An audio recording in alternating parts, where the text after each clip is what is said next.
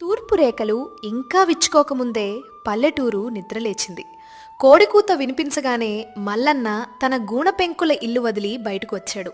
ఆకాశం ఇంకా మసకమసకగానే ఉంది. చల్లని గాలి వీస్తూ ఉంటే రావి చెట్టు ఆకులు చేసే సవ్వడి ఒక మధుర సంగీతంలా వినిపిస్తోంది. మల్లన్న చేతిలో ఒక చిన్న గుణపం బుట్ట ఉన్నాయి. ఊరి చివర ఉన్న చెరువుగట్టుకు చేరుకున్నాడు. అక్కడ లభించే నల్లమట్టికి ఒక ప్రత్యేకత ఉంది. అది ఒడుపుగా ఉంటుంది. పట్టుకుంటే వెన్నలా జారిపోతుంది. మల్లన్న భక్తితో ఆ నేలకు నమస్కరించాడు. అమ్మా మట్టి తల్లి, నీ గర్భంలో ఎన్నెన్ని వింతలు దాచుకున్నావమ్మా. లోకానికి అన్నం పెట్టేది నువ్వే, ఆఖరికి మనిషిని తనలో కలుపుకునేది నువ్వే. ఈరోజు నా చేతులతో ఒక ఆడబిడ్డ మంగళప్రదమైన గాజులు చేయబోతున్నాను. నా కలకు నీ దీవెనలు కావాలి. మల్లన్న మట్టిని సేకరించి ఇంటికి తెచ్చాడు. అప్పటికే పార్వతమ్మ వాకిలి ఊడ్చి ముగ్గు వేసి పొయ్యి వెలిగించి సిద్ధంగా ఉంది. మల్లన్న తెచ్చిన మట్టిని ఒక పెద్ద బండమీద వేసి అందులో నీళ్లు పోసి తొక్కడం మొదలుపెట్టాడు. ఆ మట్టిని ఎంతగా తొక్కితే అంత బలం వస్తుంది. అది ఒక తపస్సులా సాగుతోంది. ఏమండి, కాస్త విశ్రాంతి తీసుకోండి. తెల్లారకముందే వెళ్లారు. కాస్త గంజి తాగి పని మొదలు పెట్టొచ్చు కదా. వద్దు పార్వతి, ఈ మట్టిలో తేమ ఆరిపోకూడదు. జగన్నాథంగారు అమ్మాయి శశిరేఖ పెళ్లి కదా. ఆ పిల్ల చిన్నప్పుడు నా భుజాల మీద ఎక్కి తిరిగేది. ఈరోజు ఆ చేతులకు నేను చేసే గాజులుండాలి. ఆ గాజుల్లో నా ప్రేమ, ఈ ఊరి మట్టి వాసన నిండి ఉండాలి. మట్టి సిద్ధమైంది. మల్లన్న తన చక్రం మీద కాకుండా చేతులతోనే సన్నని దారాల్లాంటి మట్టి పోగులను తీసి వాటిని గుండ్రంగా చుడుతున్నాడు. ప్రతి గాజును ఒకే పరిమాణంలో చేయడం ఒక గొప్ప నైపుణ్యం. పార్వతమ్మ ఆ గాజులను నీడలో ఆరబెట్టి ఆ తర్వాత కుంపటిలో వేసి కాలుస్తోంది. నిజంగా అండి, మీరు ఈ గాజుల మీద వేసే రంగులు చూస్తుంటే కళ్ళు చెదిరిపోతాయి. ఇన్ని రంగులు ఎక్కడ్నుంచి వస్తాయో కదా. ఇవన్నీ ప్రకృతి ఇచ్చినవే పార్వతి.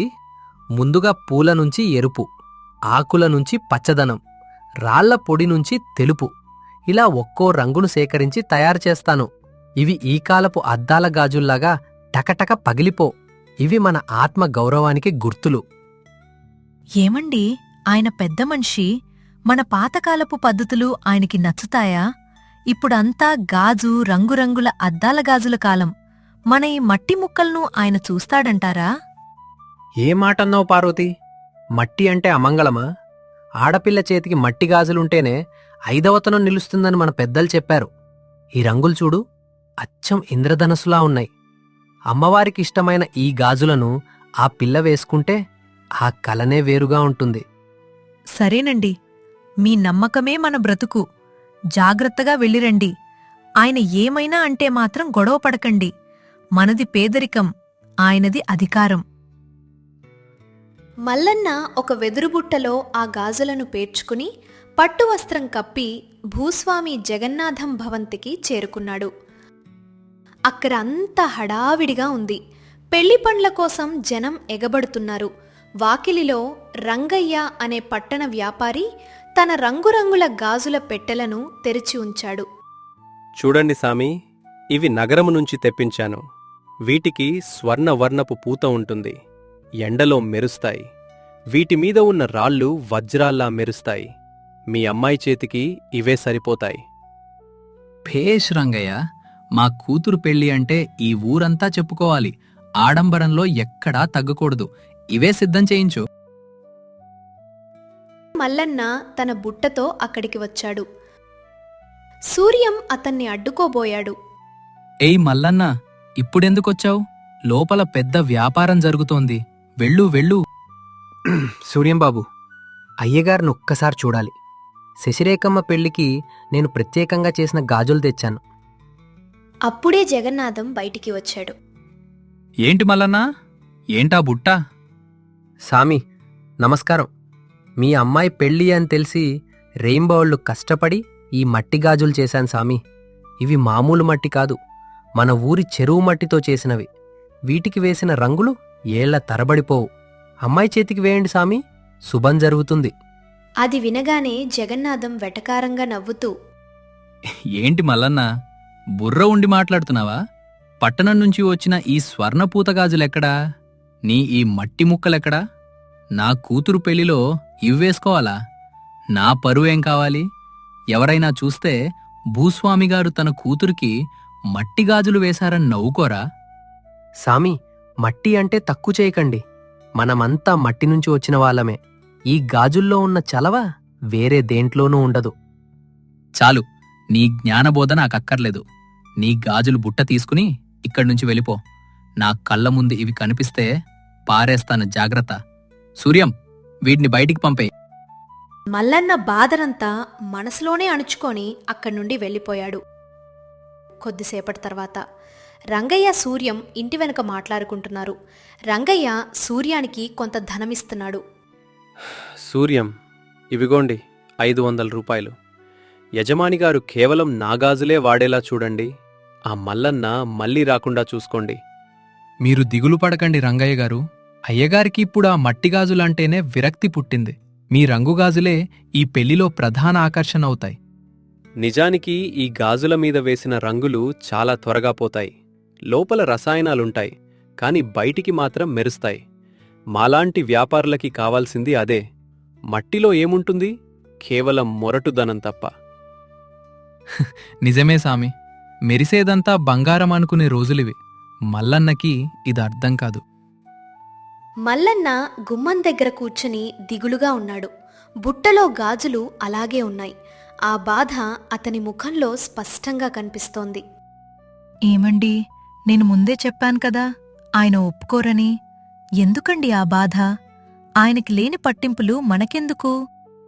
పార్వతి, నా బాధ ఆయన తీసుకోలేదని కాదు. నా కలనాయన అవమానించారు. మట్టిని ముక్కలు అన్నారు. ఆ బుల్లి శశిరేఖమ్మ మన కళ్ళ ముందే పెరిగింది. దానికి నా గాజులంటే ఎంత ఇష్టమో నీకు తెలుసు కదా. అది చిన్నప్పుడు నా దగ్గరకొచ్చి, మల్లన్న బాబూ, నాకు మట్టి గాజులు చేసివ్వు అని అడిగేది. ఇప్పుడు తండ్రి గర్వం ముందు ఆ పిల్ల కోరిక బలైపోతోంది. కాలం మారిందండి. ఇప్పుడంతా ఆడంబరమే. మీరా గాజుల్ని మన అమ్మవారి పాదాల దగ్గర పెట్టండి. ఆ తల్లి ఏది రాసి పెడితే అదే జరుగుతుంది. పెళ్లికి ఒక్కరోజు ముందు శశిరేఖ తన గదిలో కూర్చుని ఉంది. ఆమె ముందు రంగయ్య తెచ్చిన రంగు గాజులు ఉన్నాయి. రాము అక్కడికి వస్తాడు.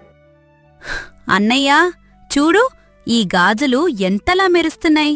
కాని నాకు ఇవి వేసుకోవాలనిపించడం లేదు. ఎందుకు శశి? నాన్నగారు చాలా కష్టపడి తెప్పించారు కదా. అన్నయ్యా, చిన్నప్పుడు మల్లన్నబాబు చేసిన గాజులు వేసుకుంటే వచ్చే ఆ చల్లదనం వీటిలో లేదు. ఇవి చేతికి గుచ్చుకుంటున్నాయి. నాన్నగారు మల్లన్నని అవమానించి పంపేశారట. నాకు చాలా బాధగా ఉంది. అవును శశి, నాన్నగారికి హోదా ముఖ్యం అయిపోయింది. కానీ మల్లన్న కళను మనం ఎప్పటికీ మర్చిపోకూడదు. పట్టణం నుంచి వచ్చిన ఈ రంగుల్లో మాయ ఉంటుంది, కానీ మన మట్టిలో మమకారం ఉంటుంది. నువ్వు బాధపడకు, అంతా మంచే జరుగుతుంది. పెళ్లి రోజు మంగళ వాయిద్యాలు మారుమోగుతున్నాయి. శశిరేఖ పెళ్లి కూతురుగా సిద్ధమయ్యింది. ఆమె చేతులకు రంగయ్య తెచ్చిన ఆ రంగు గాజులున్నాయి. పెళ్లి ముహూర్తానికి సరిగ్గా అరగంట ముందు శశిరేఖ హఠాత్తుగా ఏడవడం మొదలుపెట్టింది. ఏమైంది నా తల్లి? ఎందుకు ఏడుస్తున్నావు? నాన్నా, నా చేతులు మండుతున్నాయి. విపరీతమైన మంటగా ఉంది. అందరూ చూసేసరికి ఆమె చేతులు ఎర్రగా కందిపోయి దద్దుర్లు వచ్చి వాచిపోయాయి. ఆ గాజుల రంగులో ఉన్న రసాయనాలు చర్మానికి తగలడంతో ఇలా జరిగింది. అయ్యో తల్లి, చేతులు ఎలా కందిపోయాయో! వెంటనే వైద్యుని పిలవండి. వైద్యులు వచ్చి శశిరేఖ చేతులను పరీక్షించాడు. అయ్యా, ఈ గాజుల్లో ప్రమాదకరమైన రసాయనాలు ఉన్నాయి. ఇవి చర్మానికి పడలేదు. వెంటనే ఇవి తీసేయండి, లేదంటే ఈ మంట తట్టుకోవడం కష్టం. మంట తగ్గడానికి చల్లని లేపనం ఏదైనా రాయాలి. రంగయ్య, ఏంటిది? నా కూతురు చేతులిలా అయిపోయాయి. అది సామి, రంగు బాగా మెరవాలని కొన్ని రసాయనాలు కలిపాము. ఇలా అవుతుందని అనుకోలేదు. నాన్నా, చూసారా, ఆడంబరం కోసం వెళ్తే ఇలాంటి ఫలితాలే వస్తాయి. ఇప్పుడు మంట తగ్గాలంటే మన ఊరి మట్టి గాజులే శరణ్యం. మల్లన్నను వెంటనే పిలిపించండి. సూర్యం పరుగెత్తుకుంటూ వెళ్లి మల్లన్నను కాళ్లవేళ్లా పడి బ్రతిమలాడాడు. మల్లన్న మళ్లీ ఆ భవంతిలోకి తన బుట్టతో అడుగుపెట్టాడు. అందరూ నిశ్శబ్దంగా చూస్తున్నారు. జగన్నాథం తల వంచుకుని మల్లన్న ముందు నిలబడ్డాడు. మల్లన్న, నన్ను క్షమించు. నా ధనమదంతో కళ్ళు మూసి అచ్చమైన మట్టి విలువను మర్చిపోయాను. నా బిడ్డ చేతులు మండుతున్నాయి. నువ్వు ఏదో ఒకటి చెయ్యి. సామి, మట్టి అంటే అమ్మవారు సామి. అది ఎప్పుడూ ఎవరికీ హాని చేయదు. శశిరేఖమ్మా, ఇట్రా తల్లి. మల్లన్న తన బుట్టలో ఉన్న ఆ స్వచ్ఛమైన మట్టిగాజులను ఒక్కొక్కటిగా శశిరేఖ చేతికి తొడిగారు. చిత్రమేంటంటే ఆ చల్లని మట్టిగాజులు తగలగానే శశిరేఖ ముఖంలో మంట తగ్గి ప్రశాంతత కనిపించింది. ఆమె కళ్ళలో నీళ్లు తిరిగాయి. మల్లన్న బాబు, ఎంత హాయిగా ఉందో! నీ గాజుల రుణం నేను ఎప్పటికీ తీర్చుకోలేను. పెళ్లి ఘనంగా జరిగింది. పెళ్లి ముగిసిన తర్వాత జగన్నాథం ఒక పెద్ద బంగారు హారాన్ని మల్లన్నకు బహుమతిగా ఇవ్వబోయాడు. మల్లన్న, ఇది నీకు నా కానుక. నీ వల్ల నా కూతురు పెళ్లి ఆగకుండా జరిగింది. ఇది తీసుకో. వద్దు సామి, నా కలకు మీరిచ్చిన విలువ చాలు. ఈ మట్టి గాజులు వేసుకుని శశిరేఖమ్మ నవ్వుతూ ఉంటే చూడటమే నాకు పెద్ద బహుమతి. నా దగ్గరున్న ఈ మట్టికి వెలకట్టకండి సామి. నాన్నా, చూసారా? నిజమైన సంపద మల్లన్న మనసులో ఉంది, మన బీరువాల్లో లేదు. నిజమే రాము. మల్లన్న, ఈ రోజు నుంచి మన ఊర్లో ఏ పెళ్లి జరిగినా మొదటి గాజులు నీ బుట్ట నుంచే రావాలి. మల్లన్న, పార్వతమ్మ తిరిగి తమ ఇంటికి చేరుకున్నారు. ఊరి జనం అందరూ మల్లన్నను చుట్టుముట్టి అభినందిస్తున్నారు. ఇప్పుడు ఆ ఊరిలో ప్రతి ఇంట్లో మల్లన్న చేసిన మట్టి పాత్రలు, గాజులే కనిపిస్తున్నాయి. సూర్యాస్తమయం అవుతోంది. ఆకాశం ఎర్రగా మెరుస్తోంది. మల్లన్న తన ఇంటి ముందు కూర్చొని ఉన్నాడు. ఏమండి, ఇప్పుడు సంతోషంగా ఉందా? చాలా పార్వతి. మట్టిని నమ్ముకున్నవాడు ఎప్పుడూ చెడిపోడు. లోకం మెరుపుల వెనుక వెళ్ళినా ఆఖరికి ప్రశాంతత కోసం మట్టి దగ్గరకే రావాలి. గాలిలో మట్టి వాసన నిండిపోయింది. ఆ వాసనలో ఒక ఆత్మతృప్తి, ఒక కళాకారుడి విజయం దాగి ఉన్నాయి. బాహ్య సౌందర్యం మరియు ఆడంబరాలు తాత్కాలికమైనవి. ప్రకృతిలో లభించే సహజ సిద్ధమైన వస్తువులు మరియు మన పూర్వీకుల సంప్రదాయాలే శాశ్వతమైన ఆరోగ్యాన్ని, ఆనందాన్ని ఇస్తాయి.